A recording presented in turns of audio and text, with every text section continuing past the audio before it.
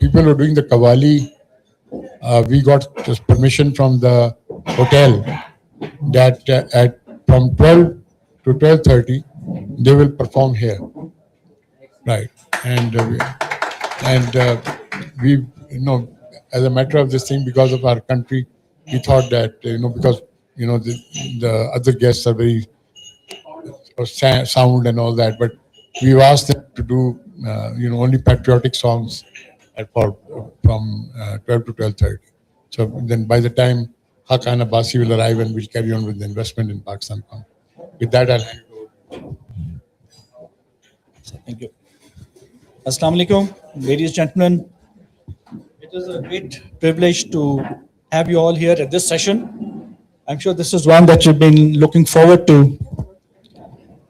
So before we call the stars of the session, which are the startups, onto stage, I just want to give you a small rundown on the startup ecosystem in our country. So the reason we are the best place for startups is because we've got like 140 million youth, creative brains. There aren't very many countries in the world who have that sort of strength. There's the other thing that's happening is the digital adoption that's coming around due to different things that are happening in the country. So that gives a great opportunity. The third thing is we ourselves, a country of 240 million people, are a great market, a great place to provide solutions. In fact, there's so many people, we have so many problems, which means the opportunity of creating so many solutions. So that itself is a great market. And then we can scale out globally, something that we have shown earlier. The likes of Cream, for example, Pakistani roots, moved out. Uber bought it for 3.1 billion. There is another example, bought by Alibaba, and there's so many more like that. And all this has happened because there has been consistent efforts by the government, by the academia, by other people within the society to bring them to that stage. The government, for example, runs incubation centers. Ignite itself has incubation centers in all major cities. Takes in boys and girls for a year, trains them. Then we have Punjab's Plan 9 plan. Then we have business incubation centers within universities. And now a lot of private organizations also coming in, building their own incubation centers. Add to that, the special technology zones that we have, the STPs managed by PSEB, and then the STZs, the special technology zones. All these add to a very vibrant ecosystem that we have in the country. And with this, add our resilience, something that we've been talking about, something that all of us live through every day. So that makes us one of the strongest, group of people to come up with solutions, and not only provide solutions for ourselves, but for the whole world. So with that, I'd like to now start off with calling the startups. But before I do that, let me also introduce you my team. Sir Khalid Banuri, sir. Farhan. Imran. Thank you. And then we also have a team back home that even now is working on the next round, which is the World Economic Forum at Jeddah in April. So we just launched off a competition for that. And this time around, we not only have startups from Pakistan, we'll also be having startups from other countries in the world. So that's going to be an international competition that the Pathfinder group is going to be conducting in conjunction with the OIC Comstech. Imran, can you please come over?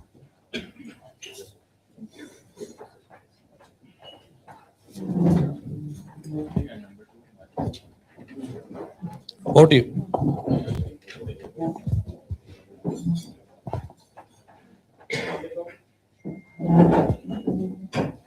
Assalamu alaikum, everyone. I'm Imran. I'm part of Pathfinder CITADEL. Last year, we ran a startup challenge, CITADEL Davos Startup Challenge, and we got something like 200 plus applications. And from those 200 applications, through a three-stage pitching and final selection process, eventually we selected top 8 startups. And those 8 startups will be presenting their startups in front of you today. In no particular order, I'll be inviting these startups one by one. Each one of these is brilliant, amazing, investable, scalable startups. And all of you present here can be potentially their mentors, partners, advisors, and you never know, you can write a check as well.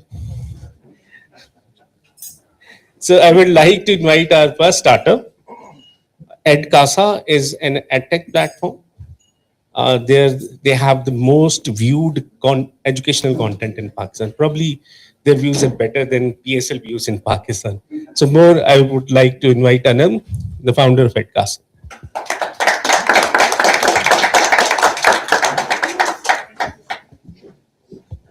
Assalamu alaikum, everybody. I'd like to first start off thanking Ikram Sehgal Saab for sharing this amazing stage with us, giving us this opportunity. It's indeed been very exciting, inspiring Pakistan. We've heard the stories from Sehgal Saab, we've heard the stories from the CEO of InDrive on how much the why matters. So I'm here today to talk to you about my why, the purpose with which we started EdCasa. So we consider ourselves much like Avengers of education right there. We're a team of about 140 very passionate educators fighting against illiteracy in the country. So let me just start off with me and my co-founder. For us, it's a very personal journey. Education for us has unlocked the most opportunities. Fahad is a Harvard graduate with a master's in finance, looks after the corporate side of the business. I am a very passionate educator, about 18 years of experience in education. And for me, the fact that there are about 28 million children who are not going to school is something that gives me sleepless nights. I think it's extremely unfair to these students in our country. So just let's look at the crisis / the opportunity. There are about 140 million learners in Pakistan who require schooling between the age of K to 12. Now, while this is a crisis, it's also an amazing opportunity because under the sort of umbrella of public-private partnerships, there is a lot of breakthroughs that are being made. So let me just give you a little bit of a walkthrough through the problem. People don't have access to quality education. It's not just a problem of not being enough schools. The kids who are going to schools are also doing really poorly. About 77% of those who are in schools are not performing at their grade level. So for us, it's a 2-in-1 problem. We not only have to solve for access, but it also have to solve for quality. So what is our solution? I feel that this is a breakthrough right now. For the last 7 years, we've been working on this tirelessly, and we do this in 3 ways. We use our online digital platform, so students who have access to smartphones and internet can just download the app and learn through it. So we have about close to 1 million learners already on the app. But we recognize there is a digital divide. There are not enough smartphones, there are not enough access to the internet. So we sort of create informal schools. We work with Punjab Rural Support Program. We've partnered with 250 classrooms where we provided edtech solutions in the classrooms, managed that, and facilitated live online streaming of English and mathematics to these schools. The third solution, which is very new but very, very exciting, is the public-private partnerships. We're in talks with the government for 1,200 schools that they're privatizing to EdCasa. Right now, we've piloted about 60 schools already, and the results have been really incredible. So yes, what have we done in the last 7 years? Apart from our passion and commitment, what we've done is we've got 3 billion views in our content, which is more than PSL, right? Thank you. But this is a testament of the youth's appetite to learn. When we started EdCasa, this was pre-COVID. People said, nobody will learn in Pakistan without the stick. And I said, no, give them good content, they will learn. Humans are hardwired to learn. If you give them good content, they'll learn. So we have about the best part is that we are actually proven to have quality education delivery. LUMS University did a randomized control trial on the classes that we run and found out that 150% increase in mathematics skills and 250% increase in literacy skills just after 6 months of using EdCasa services. Now, this was the push we needed, the validation we got, and then we went to the government and started scaling up. So you may be thinking this is a very NGO pitch. How do you make money? So let's talk a little about that. We're sustainable. Firstly, we understand that we have to be sustainable for us to make that kind of impact. So what we do is that on the app, we have a freemium model. About 20% of the content is given for free so that the students understand. We have a lot of human-centered design that we've incorporated in the app. It's our own proprietary app. And then 80% is behind a paywall with a very reasonable fee of about 4,000 rupees per child per month. With regards to the government projects that we've undertaken, the government pays us $6 per child per month, and that's enough for us to sustain the schools and actually be able to maintain a margin, since all of that is centralized and is done through tech. So what's next? Our vision, like what I've understood at Davos, should not be limited.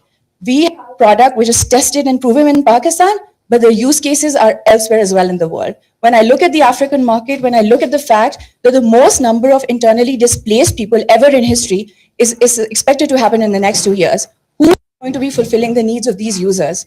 The refugee communities. It's extremely unfair on them. So I want to be in these places as well, serving these markets as well.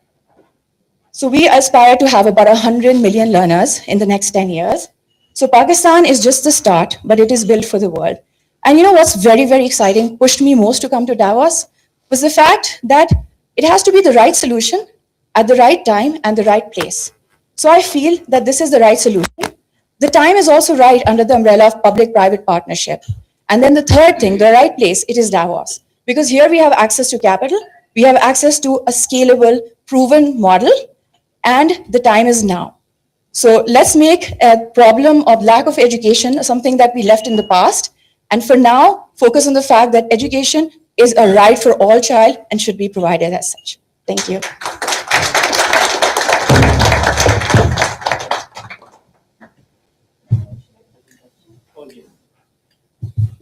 Sorry, not clear on your collaboration with the government schools. I mean, do you facilitate their own curriculum or do you introduce your material that you have?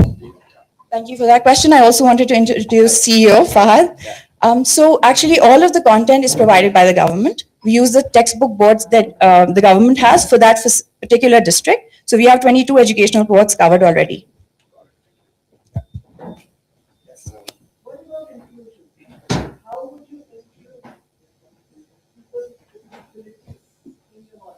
Can I answer that?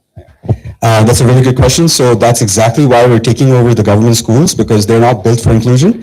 But since we are able to manage these schools as well, we can design them for a future-ready system. So inclusion is a big part of it. The government is also very cognizant of inclusion and the requirements for it, but nobody's actually stepped up to execute on that. So we're good at execution. We've just turned around 50 schools in 6 months, and we have 1,200 in the pipeline, like Anam mentioned. So that's part of the journey that we're going to be building. That's exactly what we're doing. We're building the schools that will allow those people to attend school as well. Yeah. Are you doing anything with the Citizens Foundation? And I have a second question, Yeah. which is, are you doing anything to customize education to the individual using artificial intelligence in any way, or if it's in your future plans? Yes, great question. So I'm really good friends with Zia. He's also alums MBA. So we are the for-profit version of Citizen Foundation. What they've, mashallah, achieved in 1,400 or 2,000 schools in 30, 40 years, we've been able to do in about 2 years. So we move really fast at startup speed, and we're building it for sustainability, not for donor money. So that's how we're different. And whatever they don't want to take, we're happy to take and fix and optimize and generate revenue from. Yeah, you want to answer? So with regards to the AI, we heard this morning from Alina how it's very important to have AI fit the unit economics of the ground realities. So while we did a few pilots, we realized the cost wasn't optimized at this point. So what we're doing at this point is just using AI for our grades evaluation. And then within the app, the user journey is optimized through AI. But I feel there are many more use cases that over time will be unlocked. Please. It's the content you said that is given by the government. Yes. Do you actually look at it, enhance it, or do you actually just take it whatever? So, yeah, you can answer. So I'm very passionate about this. So the written curriculum, I'm sorry if I'm too technical right now, the written curriculum is all from the government. The taught curriculum, which is a subset of it, is ours. So we've optimized it to increase user engagement. And then the tested curriculum, again, for the metric is all government. But for the little ones, it's ours, because we believe that we have to incorporate critical thinking skills. The government doesn't do that right now. So my question is, how much is the asking and on what valuation? And what's your last round? So that's a really good question, but I don't think we have the time. I don't want to hog that, but we can have a one-on-one conversation. We can look into the business model. How much you got? So Anytime when you're going to do the pitch, this should be the first thing. What do you want from us? Because there's no action to call to action. Yeah, that's a great question. So feedback, actually. So my question, my question is, how does your platform ensure data privacy, cybersecurity, and ethical use of the student information? So we're compliant through all the standardized compliances. I don't want to get into it because the time is limited in terms of data security and data privacy. As far as student data, we don't hold any data. So if we hold the data, then we would have to obviously ensure all those things. But no individualized data is held by us. There's a reason why, and there's a technical way to do that. We can always have a discussion on that. At a small point, where do you think it's not a big burden on the in Pakistan in terms of the Pakistan situation, is economic situation, the parents can afford this cost of this platform? So it's a very good question. If you can't afford it, you can have it for free. Just watch 2 ads, just like YouTube. Oh. And there's like millions of YouTube viewers in Pakistan.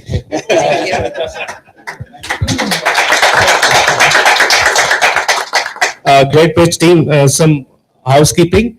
All the startups you have got totally 6 minutes. So try to finish your pitch in between 3 to 4 minutes so that we can give 2 to 3 minutes per question and answer. And to all the audience, these startups are here. You can find them on these 2 tables throughout the lunch and post lunch as well. So the next team is AI Team Force, and they're building a AI leads generation engine.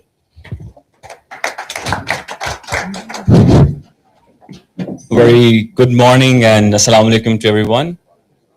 We are AI Team Force and we are building Pakistan's first AI SDR platform, not lead gen. Next slide, please. So let's talk about the problem. Right now, every single one of us, I'm sure we're all running businesses, right? We understand the only way to grow a business is to conduct sales.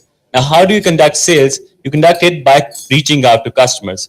Currently, at the moment, people either have to hire SDRs, which cost them around 80 to 100K per year, or they have to do it themselves, the good old ways. The problem is that in either ways, they either bleed out money or they fail super quickly.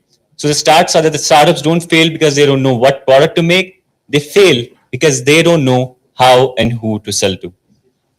So market is huge. Again, we are at WEF 2026 and the agenda is about AI. It's a market of $12 billion globally, and in the competitive landscape includes tools like Outreach, Instantly, and Apply. And the white space that we're trying to cover is building the first autonomous AI SDR for SMEs in Pakistan. There's a couple of quick features that I'm going to go through.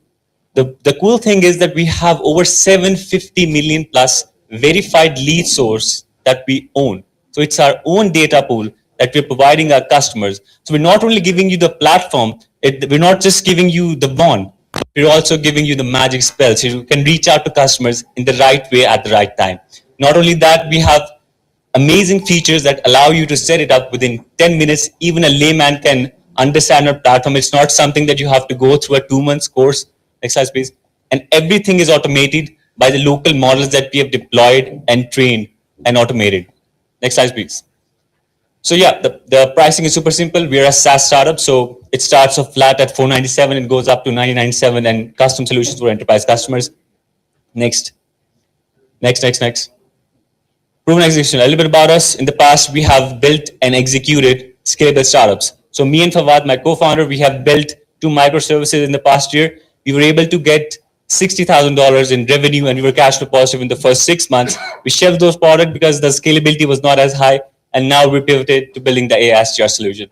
The builders, myself, Mohib Mirza, my co-founder Fawad. I'm 20 years old. I was a dropout at 18. So I was an MBBS student. I dropped that out. I went on the journey to building AI. I learned everything from scratch. I partnered up with my cousin, my brother Fawad.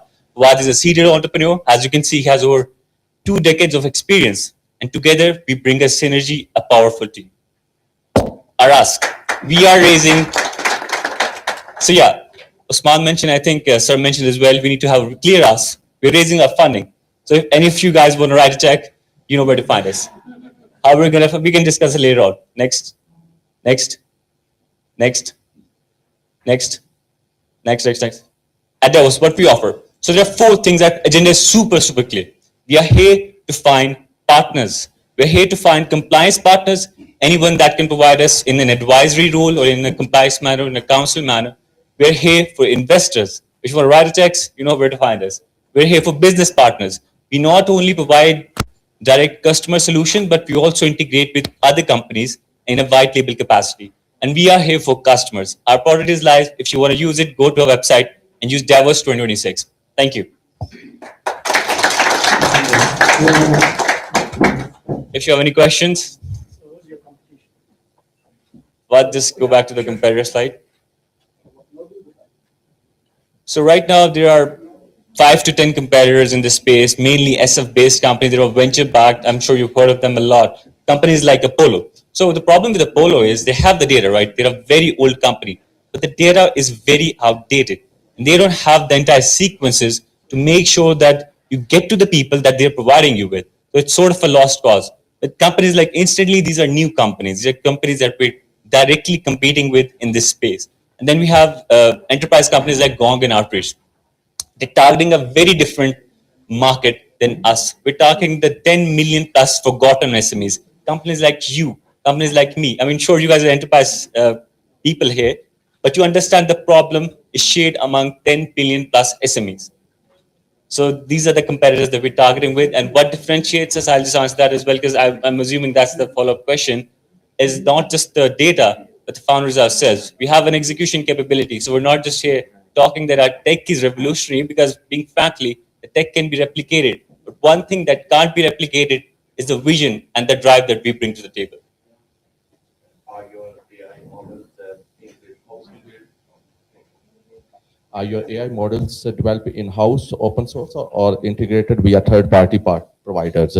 And if it's the third parties or with the open sources, how do you manage dependency risk? We are going on a hybrid approach, because what we realize is we're a very early stage company. So if at this stage we think about, okay, I want the perfect product, we're never going to get off the ground, right? So the end goal is definitely building local models. Right now we are sorry. So right now we're depending on open source models in our own servers. So we have ownership of the data. Again, we are super, super clear about where the data comes from and where it goes. As for relying on third-party APIs, we don't do that. Because what we've realized is when working with European partners, that is a very big concern. So that is how we're playing it right now. And yes, the end goal is definitely building in-house models. Who's your target customer? Our target customers are companies like ourselves, B2B companies, SaaS companies, agencies. If you're running any operation, you're making around $1 to $5 million or even under that, and you rely on cold outreach. This is for you. If you want, yeah, globally.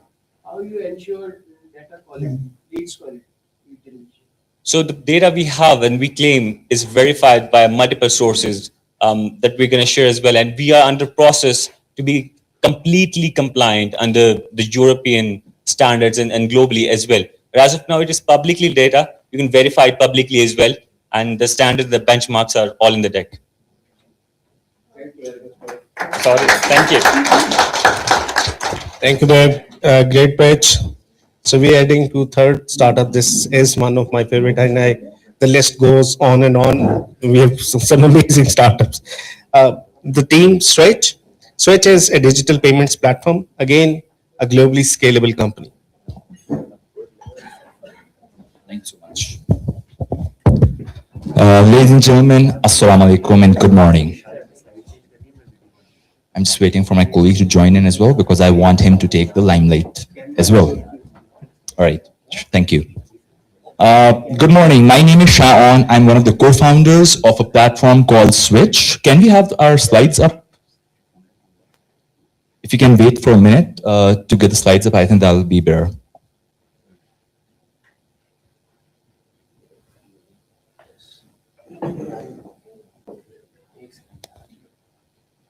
F11, I think. Control F, Control F. All right, thank you. So I'm the co-founder of a platform called Switch, which happens to be a payments company that has went on to process over $600 million, in just a short span of time of 3 years since our inception. But before I talk more about numbers and what Switch is, let's delve into the macro problems that we have in a country like Pakistan. If you talk about problems of education, poverty, employment, these are fundamental core problems that we have in emerging markets like Pakistan, and we are very excited to be solving for them. But if you deep dive into the problems that I mentioned, you realize that most of the problems stem from the fact that you do not have enough economic uplift. And in order to drive economic uplift, you need to do what? You need to support the small businesses of your country, the SME sector. And what does a small business need? A small business needs access to finance, access to capital, money to grow their businesses. Unfortunately, in a country like Pakistan, ladies and gentlemen, the banks, financial institutions would not lend to these SMEs. Why? Because they're not sure if the SME will pay them back. They're not sure if the SME has the capacity, capability, or ability to pay the banks back or not, because all the transactions happen via cash, unfortunately. So it's a major, major problem. Ladies and gentlemen, 5 million SMEs on one side and 250 million people on the other side of the spectrum, all trade using cash as medium of exchange. So we are very excited to be placing our solution for digital payments in between the SMEs and the consumers by providing digital payment solutions to democratize digital payments in Pakistan. And we're doing so by two solution sets that we have. First, we serve the offline merchants, as we call them. Physical retailers can be small mom and pop stores, go all the way up to the Walmarts or Tesco's of the country as well. And we do so by providing them one single interoperable QR that is connected to all the 36 banks and wallets of our country. With that, we also provide them a Android-powered retail application that has over 10,000 downloads. We are 4.9 rated and so on. Another part that we're very famous for in Pakistan, we have become Pakistan's favorite payment gateway. We serve merchants, businesses that do online selling. So it can be a big brand or can be a small brand. We are one of the few platforms that have integrated all the payment avenues: Visa, MasterCard, UnionPay, Rast, OneBill, wallets, all payment avenues available in a country like Pakistan. We have them all in a single window solution for the merchant, as a result of which we serve all the top tier merchants of our country. Not only our country, we serve some global merchants as well, merchants like Temu, merchants like Daraz, InDrive, Yango, and so on. In terms of how we are structured, we have a number of entities in Pakistan. 2 of the entities will be licensed entities in 2026 as well. With that, we have recently acquired a company in Canada that holds a money services business license. Now that will allow us to do cross-border payments and open the Pakistan corridor for remittances as well. We also have a company in UAE. We have operations live there. It's a profit as we speak. It has become a profitable venture under the Switch umbrella as well. And all of this falls under our holding company structure that is based out of Singapore. About our team, we have a fantastic, fabulous team I'm super proud of. And I can go on and on talking about why we're the best people to solve for the problems that we're solving for. But I think our, what we built speaks volumes of our ability. With that, I leave it open for questions. I'll be around if anybody wants to discuss a possible collaboration with Switch. Thank you.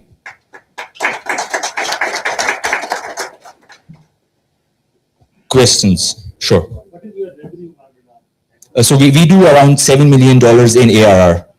So that's roughly around $650,000 a month.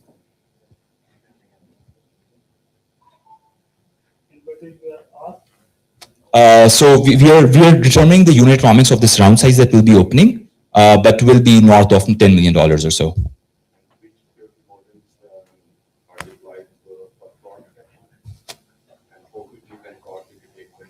Sure. So there's PCI DSS compliance that is followed by Visa, Master, UnionPay, and all the payment platforms globally. We have recently been awarded their compliance certificate as well. So it's a global compliance, and we get it after extensive audits. It costs you around $100,000 or so, and we are certified there. So all our audits are done for all the security protocols are all in place now.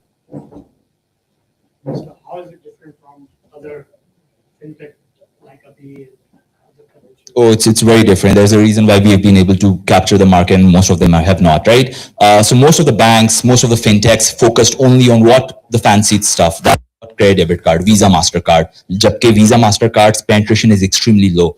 The penetration that's extremely high in a country like Pakistan is on the basis of wallets. We have 100 million plus accounts of wallets in our country, right? So we are one of the first few people that integrate wallets and all other payment avenues in a single window solution. So that gave utility for the merchants and also for the consumers.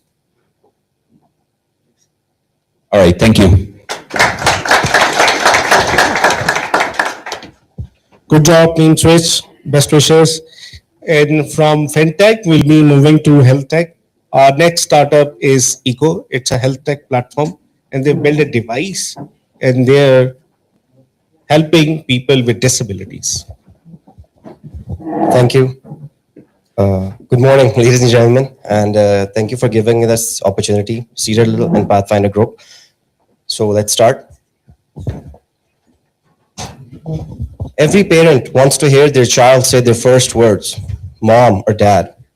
But for millions of parents with children with speech disorders, those first words are painfully delayed or may never come without help. Meet Noor, a curious 4-year-old who loves to play and explore, but he doesn't speak. His parents were told he needs regular speech therapy, but the nearest therapist is hours away, and each therapy session costs more than they can afford. It's not just about Noor's silence today, it's actually about a lifetime of missed opportunities. Sadly, this is the reality for millions of people around the world.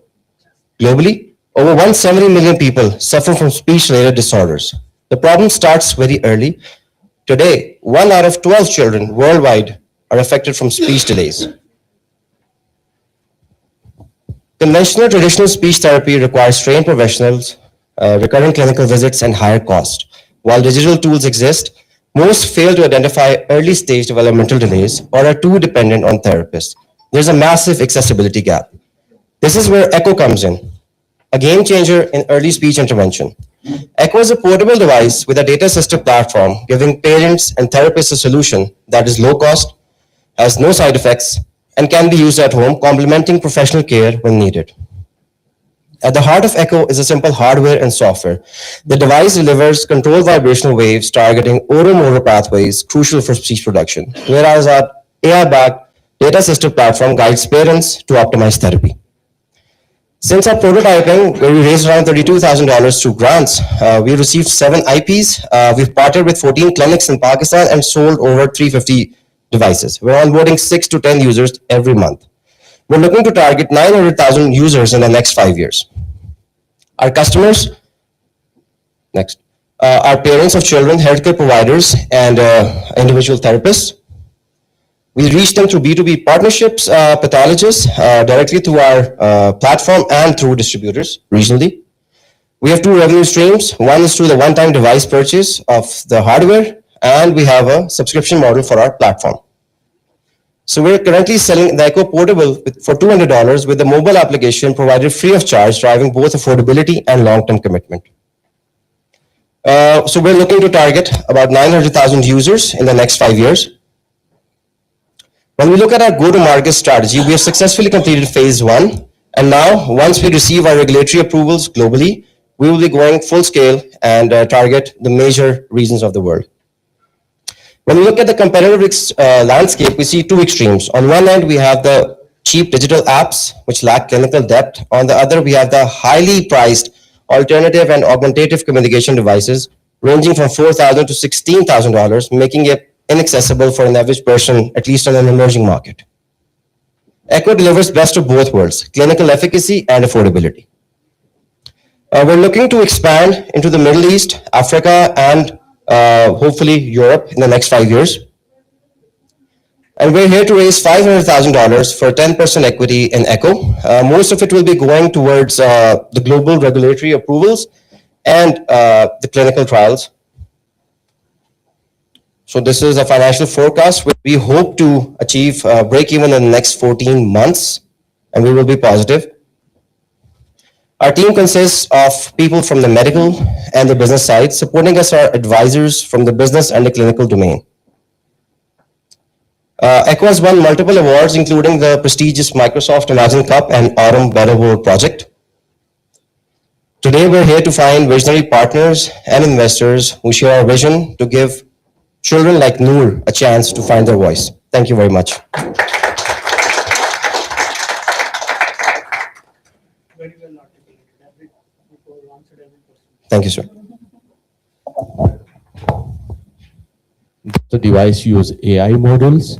We're basically using the therapy data and collecting it, and we send those results to the therapist, who actually see if the therapy is going as per plan, or they make changes after every 2 weeks. So this is an individualized therapy plan, which is sent to the parents' app by the therapist. So it's a custom-made therapy plan. It's not automated then? No, it's not It's 100%. manual. Yes. Okay, okay, thank you.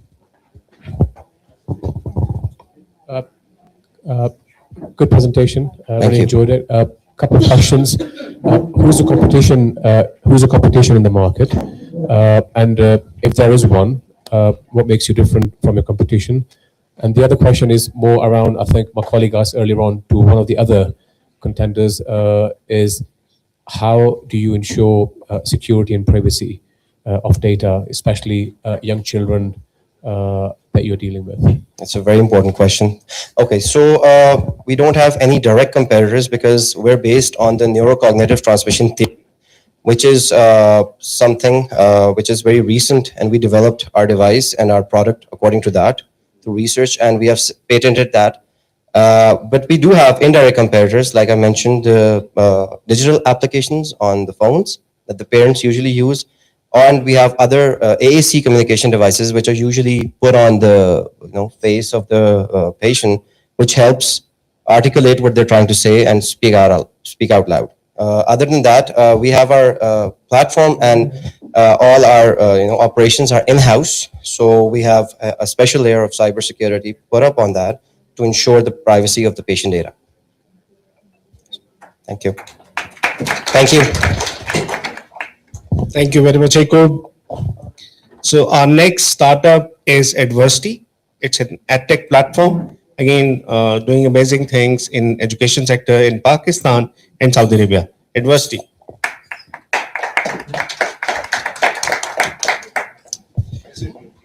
Thank you. Assalamu alaikum and a very hello to everyone. Welcome to Adversity. We are bringing the next 1 billion people in tech. Developers, and developers. Everyone is talking about artificial intelligence, blockchain, Web 3.0 and whatnot. But no one knows how they will get the software engineers and the talent to develop these tasks. Because as per the Forbes, there's a current shortfall of 4 million software engineers only in the US market. The Entrepreneur magazine states that the developer shortage crisis could devastate the entire tech workforce, and the world has no solution to this. And on the other side, this traditional education is not preparing the graduates for today's needs. So degrees are not producing employable talent. So meet Mr. Mahmood, who is a graduate of a Pakistani university earning $300, and our student, Tayyab, who has just completed his software development program at Adversity, and he's earning $2,500 a month. So this is a problem with about 120 million young minds in Pakistan and Middle East, that they are unable to find jobs, mainly due to the lack of skills, because the skills that are taught in our educational institutions are either obsolete or are very expensive together. So Adversity turns learners into job-ready tech talent faster with the top 1% of the industry experts. So the learning streams we have are School of Generative AI, School of Blockchain and Web3, and School of Emerging Technologies. And all of the programs are designed in collaboration with industry, and we are accredited by the Pearson, and in Pakistan with the National Vocational Training Corporation. So we are bridging the gap between academia and industry with AI, and we are personalizing education with the support of artificial intelligence. So a competitive advantage over our competitors, including Coursera, Udemy, and multiple other education platforms, we provide localized content. So in Pakistan, we are doing all the content in Urdu language, and in Saudi Arabia, we are doing in Arabic language, which gives 95% faster and efficient learning. Then we are not selling courses or education. We are delivering career-driven objective, right? So we are doing personalized mentorship because we believe that one size does not fit at all. And we also provide placement opportunities with 250 companies sitting inside our student portal. We're offering jobs and internships to our students. So far we have trained 12,000 6,500 students. And these are some of the companies who are in our placement partners, that including Ericsson, Turing, Microsoft, Careem, Unilever, Fortinet. We have generated $186,000 in the financials. We have trained 4,800 women professionals, and our course completion rate is 82%, which is higher than most of the educational institutions in Pakistan. We are recognized on a multiple platforms, and we have received the Prime Minister's #1 e-learning platform of Pakistan award. And in addition to this, we have received the Commonwealth Excellency Award, and I got the chance to pitch adversity to Bill Gates in our Saudi office.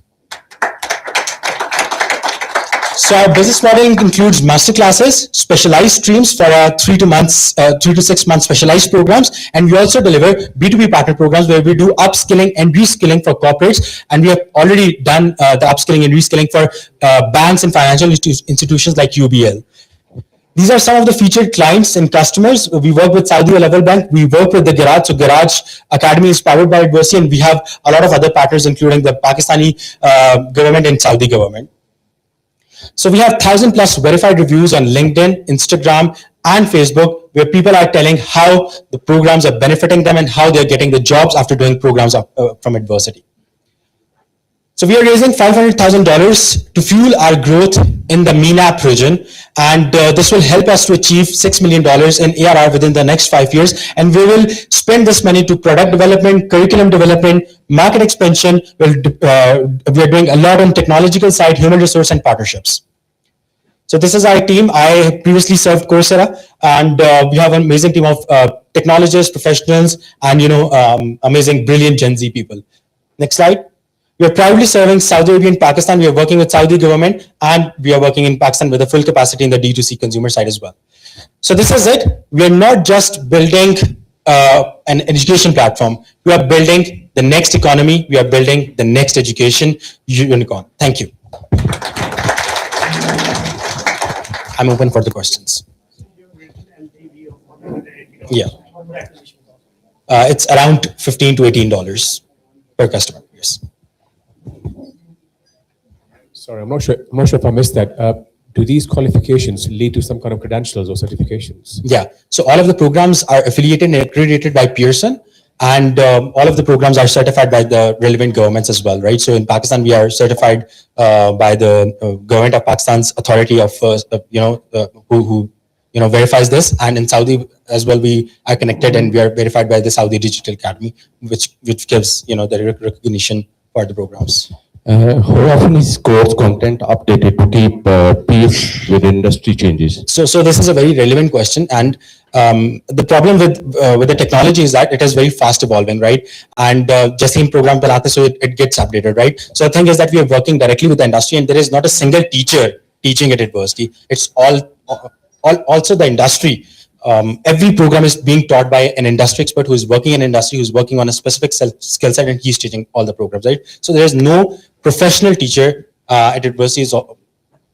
All the industry experts who are leading the programs. Is there also World University also involved? Connected? Yeah. So we're connected with FAST University. We're connected with Comsets University. We're connected with the King Fahd University as well in Saudi. We are connected with the Princess Noor University. There are around 32 partnerships that we have established with the universities. I saw you worked with the Coursera, and Coursera offered a lot of university programs. Yeah.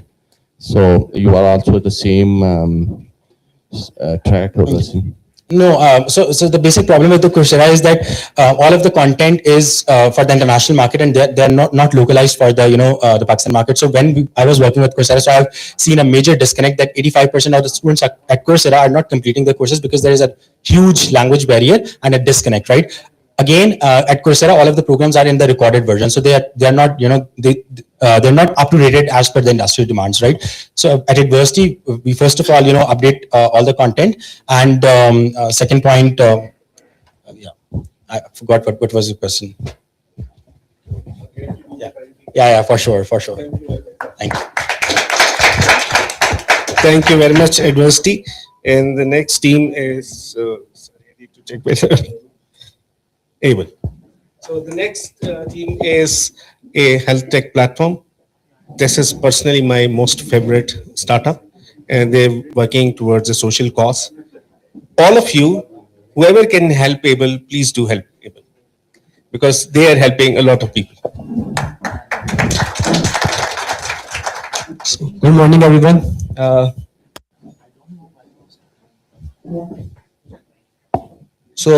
My name is Isnan Khan, and today I stand before you not as a founder of Able, but a living testimony of unwavering determination.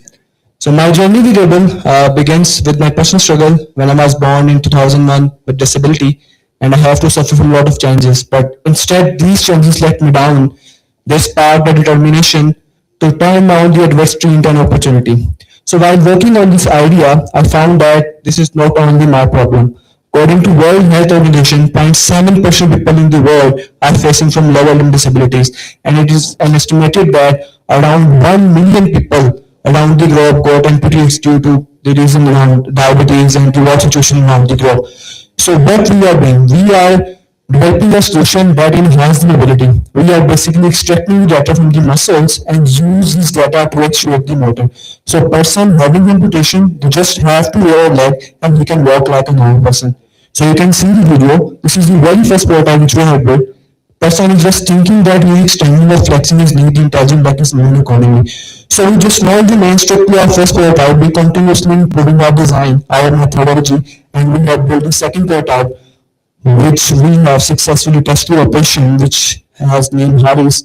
So you can see Harris is a patient who got amputees due to some reason. He's a 10th class student, and you can see he just thinking that he is extending the leg, his knee, the intelligent leg is moving accordingly. So we have also developed a foot, which is itself a unique design. You can see the design of the foot is exactly according to human gait cycle. Whenever we move our toe first and then we take a second step. This is exactly replicating our human gait cycle. So now we have just completed our two prototypes and we're on the MVP stage, looking funds to complete a commercializable product, and then inshallah we will do the serial manufacturing as well. So if we talk about business, lower limb prosthetic market represent 0.176% of the total global prosthetic market, which is a very huge number. For now, we are targeting hospitals, rehab centers, and we are trying to make our product in such a way that there is some export potential as well. We just won the national championship award by Ignite. We got a chance to represent our startup at Shark in Pakistan, where all the sharks comes in against your 1% advisory share. And we represent the startup at Jitex, and where we got incubated at Man Social Incubator Program, and where we got eligible for the funding of 2 lakh dirhams. So if we talk about competitors, in Pakistan, there is only one startup named Bionics who is working for above limbs. We are the only one in Pakistan working for active intelligent lower limb. Ozers and Autobook are the main big giant in this industry, but their prosthetics are very costly, around about $100,000. We are here to collaborate, like research collaboration, to develop our commercializable product so that it can benefit to get some certification. We are looking for grants and then investment as well. So Able perfectly aligned with the United Nations Sustainable Development Goal 3, 8, 9, 10 are perfectly aligned with our vision and mission. These are some partners, and we have incredible team behind our project. I'm a computer engineer by my background. We have mechatronics engineer and we have expert as well, who basically guide us for the autonomy which we have to get the signals for the movement of the patient. Yeah. So at the last, I would like to thank you all and invite all of you in my journey so that mobility enhance and patient having disability can walk again.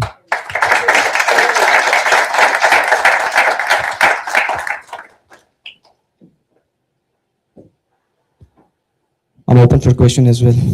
But maybe I missed it. What was the ask for? How much money? So we are looking for $50,000 against 7% of the equity. To build the. Yeah.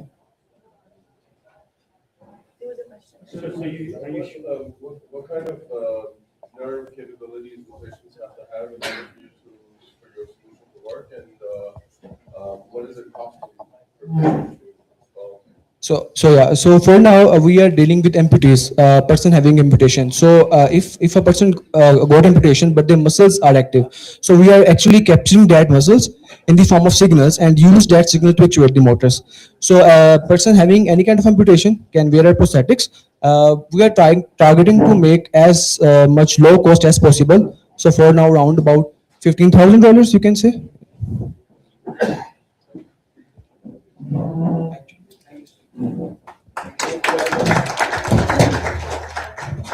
Abel, you're doing great work. And our next startup now is our corporate venture, and it's My Medibot. It's part of Pathfinder Group. Our colleague from US was supposed to fly in to present it. For now, let's assume Salman Bhai is Alicia. Assalamu alaikum everyone. So I'm just filling in from Alicia. He's not able to make it from the US, right? So just think about like the people in Pakistan, particularly when we are talking about the low income segment. Those people are having medical issues, particularly in women's. They don't have any sort of data repository available. They don't have any electronic data available. They have the piece of paper and sometimes they lost it. Then they have to go to the doctor and doctor says, do you have the reports? And we have done this report nearly 1 month back and these are the results. We just remember that and says, go and get the reports done again. So they have to do this again and again. There's the cost of money, right? The food. Similarly, a person like me, I have been diagnosed with many things in my life, but I don't have the record with me up till now. I can remember, but I don't have the record with me. Why? Because there is no data, patient's data interoperability available in Pakistan. It's a common problem. And I think over here, everyone, they don't have the records electronically available. Well, okay, you're from the Portugal, you guys have. So now the thing is, why we not have the electronic health record system as a centralized system available, which has the interoperable data, where I can go to any doctor and say, I have these problems in my life and now I'm suffering from this. And he says, okay, what is the record you have? And I said, okay, this is my app. Use this app. I give you the access. You can have this access, read it down, all the diagnosis and everything's available. And now diagnose me with this. This is something, this is the main area, this is the main problem statement I have in Pakistan. And now we are actually have built a platform through which you have the data of every patient with your own consent. You can share this data with any of the doctors. You can pull your data from any of the hospitals or the clinics. And then on the basis of this, whatever the data doctors recommends, the doctor would push it on the data and on the app. And that app gives you all the history and also your visits, your treatments. Even that app can also scan your results and then OCRs and get all the data out of it and then again give you the right prescriptions, giving the doctor the critical view that how many medicines and everything you have actually been consumed till now. Think about, next please, next. Yes, wait, go back. Now, what about the health institutions? Let's take it Aga Khan. Let's take it in this hospital, the big ones in Pakistan. Why they're not sharing the data? This is the biggest question. Because, number one, there is no interoperable system. And again, it's a matter of trust. Patient's data, patient's data is so critical, extremely critical. Nobody wants to expose it. Nobody wants your data to be exposed to any other person. So the system must be that much capable, must be that much secure, must be certified on security standards. So let me just tell you that our platform, but before that, most of like we are talking about the big institutions, but what about the less institutions who has like small clinics and hospitals? They don't have the electronic systems available. They don't have the right technological solutions available. And there is an opportunity, and that is My Medibot. So My Medibot, next one please. So My Medibot is a platform where you guys can directly, like I have B2B or B2C customers. All the institutions, the medical institutions, the hospitals, everyone, they can sign up. They integrate on different standards. Our switch is so much capable that we can integrate with any of the standards of the data which they actually push to my system. I can ingest it. And then on the user level, my user can give you a login and then log in. And from that institution is even treated and the data is present in the institution, they can put it on their own profile. And now I can go to an ex-doctor and say, these are my profiles. You're also onboarded on this. Please check, read everything, suggest me what needs to be done. The very important point is next. Wait. So we have two portals. The one is for the doctor's portal and one is the patient's portal. And we also have the both applications available. The best part, which I wanted to get you, is this platform is high trust, certified, HIPAA compliant, as well as GDPR compliant. And this is the only system which is available, which has all these three certifications available. So I just want to say this one, that we are on a very initial stage in Pakistan. We are trying hard to get all these institutions on board. Just think about the benefits. The last thing from my side. For the patients, yes, they don't need to do tests again and again. What about the insurance companies? For the premiums, they have all electronic data available and we can push them, they can say, okay, these are the histories, he's already been secured with this, so his claim is not valid. Think about doctors. The doctors can have no physical records, they don't need more staff, they are having an AI built on it, they can also suggest directly that by having this data and these symptoms, he's actually been diagnosed with these sort of problems, and then they can have a limited set to test and to diagnose. So this is something which we have right now. We are in a very early stage. We are trying to get more and more institutions on board. What we are looking for institutions, we are looking for third-party data providers, medical service providers, and also some good mentors to make this product more scalable and more usable with the more use cases. Thank you. Questions, please? Yes. The most difficult part is not the product, it's the compliance. The compliances. Compliance. So how would you ensure that all the hospitals, have a layer and share their API with you to integrate with your system? Yes. So we have our own switch, and that switch is not only PCI certified, but on the layer of this has been developed by a Slick company, which actually gives them greater security standards, that the code's been written on these security standards cannot be injected, cannot be hacked. This is number one. But having the infrastructure, so our infrastructure is being verified and validated by PwC. We had hired PwC to validate our infrastructure as well as to compliance of our data. And having all these three certifications we have, and we have to maintain these certifications on a yearly basis because they get renewed every year. So all these standards are in place. Sir. So is there, this is a great concept. I think everybody wants to get that, the whole world is trying to get to it. Is there a compensation ID that's out there? Because without that, you're going to be going one off. Sir, with respect to the ID, and maybe I cannot get your question correctly, but how you can be identified in the system is only one thing, and that is your CNIC, right? And your CNIC is your passport. So I used to call it as a MAT passport. So it is your passport. So now from your ID, you'll be identified in every institution. Yeah. That's CNIC across all. Exactly. And this is the same constant, by the way, but this is the same constant when we have extracted this constant is from the Assam mobile account, because it works on a unique number, that is mobile number, which starts with +92, which makes it unique. So unique identifier in Pakistan is only one thing, and that is CNIC. So that works on CNIC. Exactly, sir. And we are working with, let me just tell you that we recently had a meeting with Mustafa Kamal Sahab, which is the health minister. And we are trying to get this thing not on the private level, but on the government level to make it as a national EHR in Pakistan. I'm looking for people who can mentor me. I'm looking for financial institutions and third-party institutions to collaborate, share data, and let's make more positive. Thank you. Salman Ali Shah bhai. Very good. Thank you very much, Salman bhai. Ladies and gentlemen, last patch of today. And I just want to say, as Lama said, ज़माने के अंदाज बदले गए, नया राग है, नए अंदाज बदले गए, खिरत को गुलामी से आजाद कर, जवानों को पीरों का उस्ताद कर. तो मैं इनको कहता हूँ, तो Gen Z led AI venture studio, Vector AI.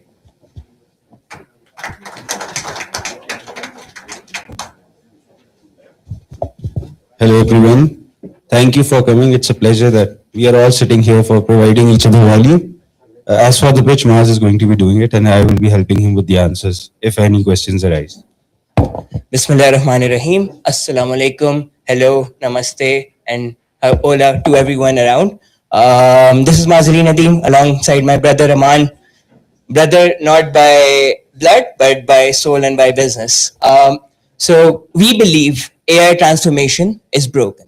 What that means is it is a threefold problem. When you're hiring in-house, let's say you're a telco, you're a VAS, you're a bank, or potentially any enterprise. When you're hiring, it takes time. When you're hiring, it costs money. When you're hiring, you need to invest in infrastructure. And all of that comes with a 76% proven failure. When you're talking about consultancies, we're talking about slide decks. Please ignore ours. We had to do it for the sake of the pitch, but you're talking about slide decks that take 6 months to mature. You're talking about charging millions or hundreds of thousands of dollars for pilots and projects. You're talking about, and you're still talking about failure, by the way, because 74% of these things end up failing. Of course, without velocity. Last thing, when you're talking about hiring dev shops, they use the 2010 approach of software development because they're not AI native, they're not AI aware. That's where your existing teams are focused on today's fires and not worried about tomorrow's transformation. Next slide, please. What you guys need, what enterprises need, is something very simple. AI native builders, because you don't have to win today, you have to win for the next 10 years. You want subscription-based teams, value-driven outcomes, features, tangible outcomes. And of course, you want people with first principles thinking, not with institutional baggage. That's where Vector AI comes in. Next slide, please. We are a Gen Z energy with startup speed, if I was to explain in a single line. But we're a venture studio, AI aware, AI native, and AI focused, enabling your shift from AI absent to AI native. We have 4 wings in our company. AI research and development, where we build proprietary AI solutions, and I will share more about them in later slides. We work on full stack AI development. What that means is we build API first AI native platforms and we sell them over subscription fees, just like NA10, ChatGPT, anything that you pay $20 for per month. Voice AI automations, we replace entire call centers. I'm sorry, we've replaced a lot of jobs. We're not proud of that, but we're building a lot of jobs as well along we go. Multi-agent orchestrations, we are replacing a lot of business workflows to optimize for outcomes. Next slide, please. How we work, you subscribe to outcomes, not to hours. We're AI aware and our team ships enterprise features at a fraction of traditional cost and time. What I don't mean we're cheap, I mean we just have quicker delivery in terms of getting something live. So we work on alignment. First of all, we co-own success with you or the failure. I hope not.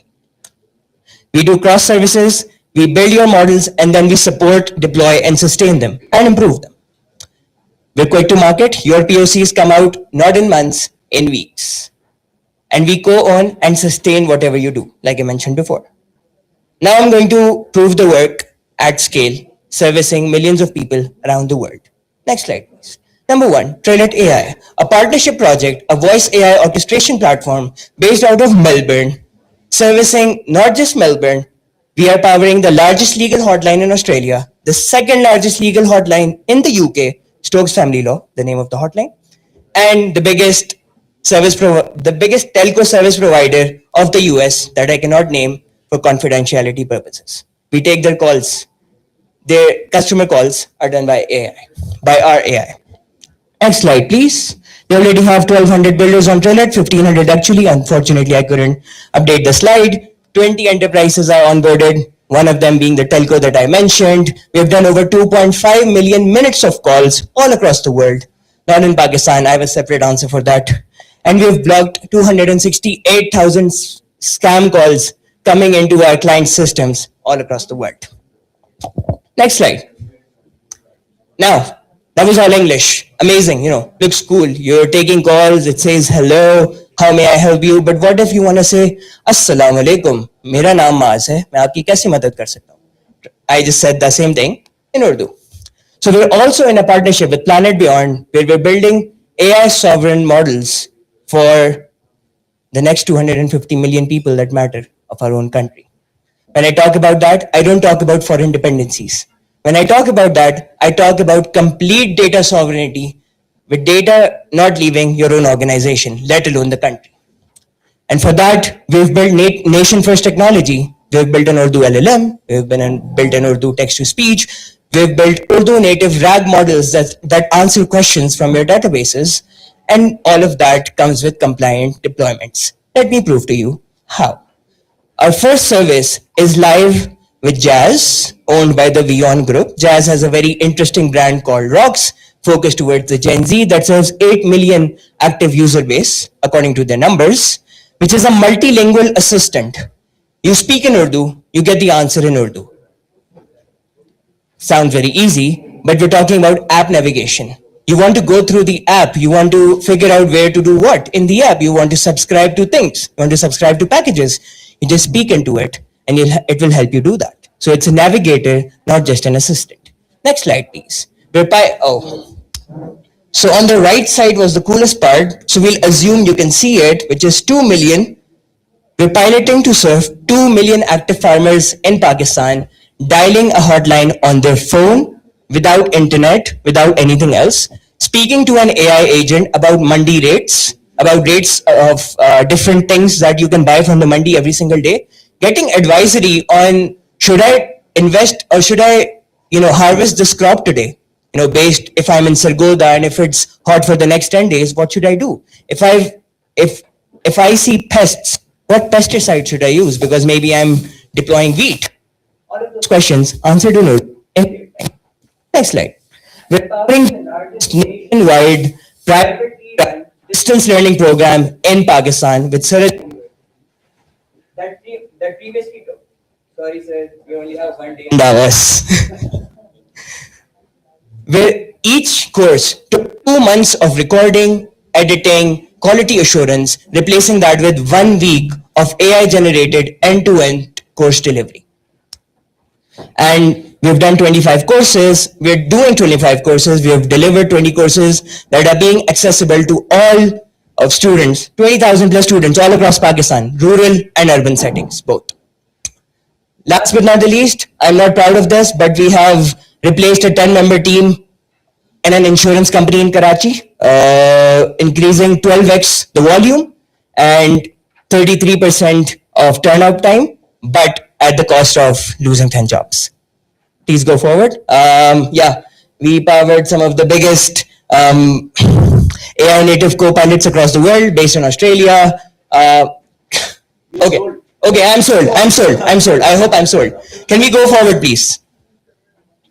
Yeah, financial excellence, I'll just go to the aim. I'll go to my aim. I don't have an ask, I have an aim. The aim is simple. First things first, we have to be active across several global markets. Second, we want to enable AI sovereignty for corporates, institutions, and eventually governments. We want to support your transition from AI absent to AI native. We believe AI isn't scary and ignoring it is not. Last but not the least, the biggest aim. We want to be seen at this promenade in Davos in a few years.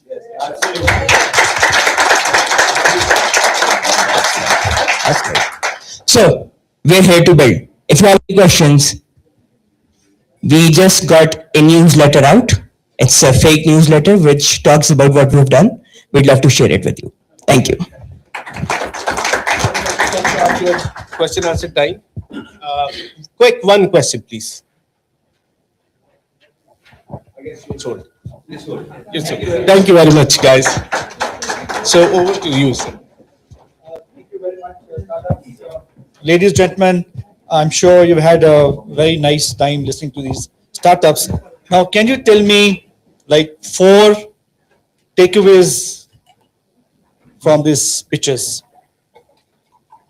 Please, it's open. Anything glaring that you saw? All right, I'll help you. Number 1, please, Bilal, go ahead. Say the quality of talent coming out of Pakistan and the quality, like it shows the rigor to which the process that you guys went them to bring them here. It's very exciting to see the diversity and impact of these guys. Thank you. Very hard work. Thank you. Anyone else? I think that our startup did a fantastic job, and we did think all of them here because we see our neighbor countries represented a lot of startup here, and I think the Pathfinder you did a lot here and showcase us how we have a very good talent in our hands. So in Switzerland we have a Pakistan professional. We are on here with our bodies, IT, and our all the 140 individuals, and all of them are highly qualified PhD, doctors, masters from in every sector of the world, or you can say in every sector they're involved in, and they're giving their services. And so I think that we will talk with them. We will call to this startup. I will take their numbers as well. So we'll make a session with them, and we will try our best to bring the investment for them, to bring them what we can do, like in our capacity. So I say thank you so much, and guys, we're proud of you. Thank you. Thank you. So it was impact one. Number two is global ambition. That's what I like most. It's not just about focusing on local solutions or business. It's about going global. And that's what we have to do. A country of 250 million people, we have to play a role on this planet. Number two was that all of them were working towards solutions for society, whether it was edtech or fintech or health tech, all of them, trying to solve problems that all of us or some of us face each day. Number three, if you had looked at the teams that they showed, they're not just all boys or all girls, they're all boys and girls. What shows that is that you've got the ladies performing their very important and equal role in developing these startups. So that's what I picked up. If I've missed out something that you saw, please do let us know. Yeah. So a couple of things I want to point out is that if you go back maybe 5 years ago, I think we were still, at the place where Pakistan was making web apps and mobile apps, which was very old school technology, right?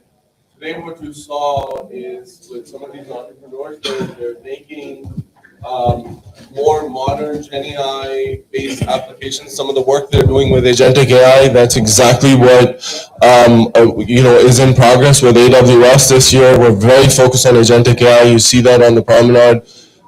You heard them talk about it. I know some of it sounds like going out, but it's very important to kind of start developing those things. And what we saw today is that exact leap that we're seeing with the talent coming out of Pakistan. So absolutely encourage everybody to support these startup founders and help them.